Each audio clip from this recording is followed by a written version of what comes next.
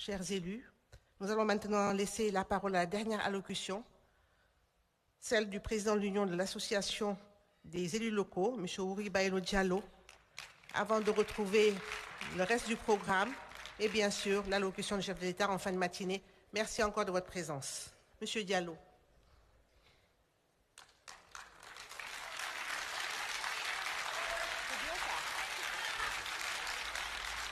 Merci madame, merci beaucoup. Son Excellence, Monsieur le Président de la République, Samuel Obisetou, mesdames et messieurs, wolof, comme nous m'avons dit ci séeréer. Merci pour cette journée. Monsieur le Premier ministre, mesdames et messieurs les membres du gouvernement, Monsieur le ministre Chabala Fofana, mesdames et messieurs les membres du corps diplomatique, mesdames et messieurs les directeurs généraux et nationaux, les membres du cabinet du président, je ne pourrais pas citer tout le monde, je salue la haute représentante du président de la République, mais je voudrais aussi saluer l'administration sénégalaise. Je dis souvent, mon gouverneur de Kolda est là, merci monsieur le gouverneur, que la chance que nous avons une administration de solutions, pas une administration de problèmes. Et ça, c'est extrêmement important à souligner. Saluer les élus ici présents. Saluer les adjoints au maire, les conseils de quartier. Saluer tous les élus qui sont là dans cette salle pour leur participation et dire encore une fois de plus, c'est un honneur mais un plaisir d'être là aujourd'hui et de prendre la parole au nom des élus du Sénégal. Je voudrais, Son Excellence, Monsieur le Président de la République, vous remercier. Je l'ai dit dans votre bureau, je tenais à le répéter ici encore, l'attention que vous portez aux élus. C'est-à-dire, ça signifie que vous faisiez confiance aux élus. À Kolda, je le répète souvent, à Kolda, vous nous avez honorés. Allez, gens, disons, village au fond, à Niamey, présentez vos condoléances à un maire décédé. Au nom des élus de la région de Kolda, nous vous disons encore une fois de plus merci. Et dans les discussions, les gens disaient que vous avez dit non, il ne faut pas aller à Yerofoula. Je me souviens, si c'est quelqu'un qui passe à son fauteuil, vous n'allez pas partir parce qu'on vous a dit qu'aller à Yerofoula porte malheur. Vous avez dit après l'être présent, après, il y a quoi? C'est la vie. Vous allez partir. Merci. Merci d'être vraiment votre présence à Yerofoula. Je voudrais en 3 séquences, pas long, parce que mon directeur, M. Faye,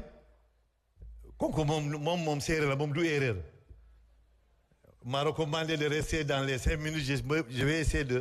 Mais je voudrais parler, M. le Président de la République, parler du statut. Le président Omar Ba l'a dit tout à l'heure, que je remercie, M. Guité, M. Benjeloum et le maire de Diamniadio. Le statut de l'élu, nous l'avons dit dans votre bureau. Je pense que le président Omar Ba l'a défini, le directeur des collectivités territoriales que je remercie a eu à travailler avec les élus, aux côtés des élus pour les accompagner. Il y a un projet de décret disponible. Le statut de l'élu, il est extrêmement important. Parce que nous avons fait le benchmarking au niveau de la sous-région, il n'y a que le Sénégal où il n'y a pas de statut de l'élu. L'autre temps fort, ce sont les transferts. Et là, je voudrais, Son Excellence, saluer la résilience des élus. Saluer la résilience des élus. Ce n'est pas facile de rester depuis janvier jusqu'à nos jours. Il y a eu le ministre des collectivités de ces équipes ont travaillé avec la DSL pour que les fonds puissent entrer et aujourd'hui les fonds sont en cours. Mais imaginez depuis janvier les difficultés, les problèmes, les pressions. Mais les gens, c'est la résilience des élus qui ont contribué à la stabilité, à la paix dans ces territoires. Je voudrais vraiment vous rendre hommage, parce que je sais ce que cela veut dire. Et nous croyons qu'à part de cette fois-ci, avec l'acte 4, parce que l'acte 4 de la décentralisation consacrera l'ancrage définitif, vraiment, de la décentralisation au Sénégal.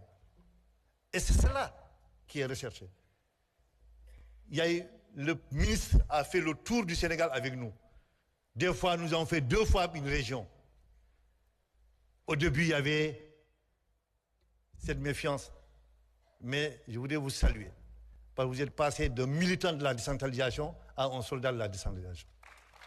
Nous sommes très critiques parce que quand les gens, ça ne marche pas, nous avons le courage de dire ce que nous pensons.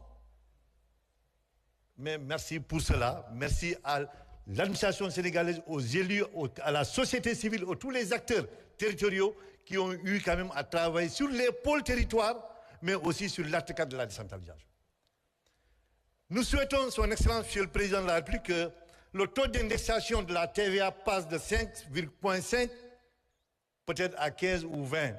Mais comme que je sais que moi, sous mes beaux 30, nous serons vraiment, chacun trouvera une case à Ndiaganyao. Si on arrive à avoir les 30%. Donc ça va pouvoir régler le problème des transferts, mais surtout de finances des collectivités territoriales. Le problème am na organisation am na lépp mais loo organisé wu loo am méthode loo am xam-xam sa xam-xam bi da nga koy utiliser ñu defar carburant nga dugg nga def ko ci nga mën a dem mais xam-xam yi rek mënu yóbbu oto bi donc il faut les ressources sans les ressources nous ne pouvons absolument rien faire et là vraiment nous comptons sur vous son excellence et nous avons espoir je l'ai dit hier à Thiès nous avons espoir.